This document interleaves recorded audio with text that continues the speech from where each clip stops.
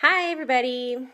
I hope that you guys are having a good Saturday. I really like Saturdays because it's the day I can really focus on crochet stuff. So today I tried earlier in the week to put together a post about what the different types of yarn are. This whole messy bun hat thing was great because I was able to do bulky hats and thinner, lighter weight hats to accommodate for the different temperatures that you would find around the country. Whereas it's 80 degrees out right now, here in Florida it is snowing in every other blessed part of the entire country. So I wanted to put together a little post to show you the differences in the types of yarn that can be used when you're making these orders for hats or anything else really. So I'm just going to turn my camera here for you.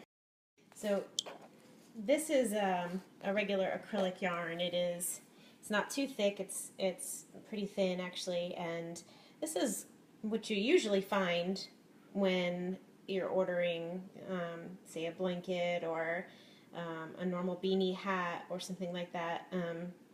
This acrylic yarn is nice and warm, and I usually go with a softer type yarn because I don't like that cheap, itchy feel. So typically this would be a soft yarn, and it would be, you know, nice and warm for you. So this is a braided scarf. I don't know if I can get this any lighter for you, but this braided scarf is made of this acrylic yarn, and it's buttoned around the neck, and it's a little bulkier because it's layered. But when you actually look at the individuals, it's not too bulky compared to this, which is a bulky yarn. And bulky yarn is very thick. So if you compare this little bulky strip here to the acrylic that I just showed you, you can see the difference in the weight. And so the bulky yarn creates a very thick, warm, and it's usually used for stuff like scarves or for hats. And when this is the messy bun hat with the hole on the top. When you put this on your head, it's nice and warm, and then this band covers your ears, and it's thick. Now, at the same time, because it's bulky, sometimes it can be a little holey like that.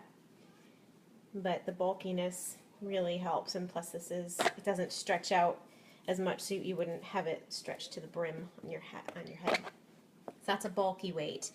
Now this is cotton. And cotton I use for things like towels, dishcloths, scrubbies, anything that's going to get wet, because the cotton dries out really quick.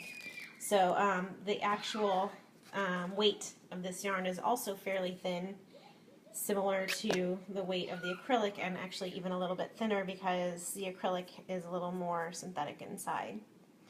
So you can see the difference in that. And this is my favorite yarn to work with because it is just so pretty. It's so pretty, and it's very, very lightweight. This is this Red Heart Boutique, and although it looks the same thickness as the acrylic yarn, it is very, very thin once you put it together. So if you compare this hat in its thinness, you can see how thin it is compared to the acrylic. When they're together, it's very different thickness. This is thin and lightweight. This is a little bit thicker, and then of course the bulky is super thick, and the cotton is a completely different feel. It is just like a towel, and it soaks up water very nicely, and when it dries out, and it doesn't, it's not going to get moldy, or it's not going to, you know, the acrylic yarn will not absorb the water if you were to use it as a towel. Although some people do use acrylic as a towel, but not me. I like the cotton. And I really like bulky. It just depends on what I'm making. Acrylic I like for certain items. I'm not a huge fan of it unless I can get the super soft kind that doesn't feel that itchy feel. And this is my favorite yarn to work with because they have such gorgeous colors. I mean, look at this color. It's so brilliant. There's so many different versions of this. This is just one, and then these are two mixed together, this teal one and then the gray, but the teal has the blue in it. It's so pretty. Anyway, there's a couple of different types of yarn for you. Some of my recent makes.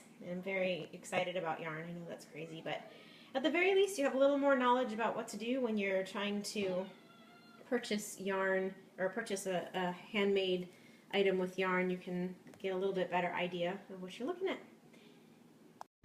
So hopefully you guys know a little bit more now and can see why I love yarn so much.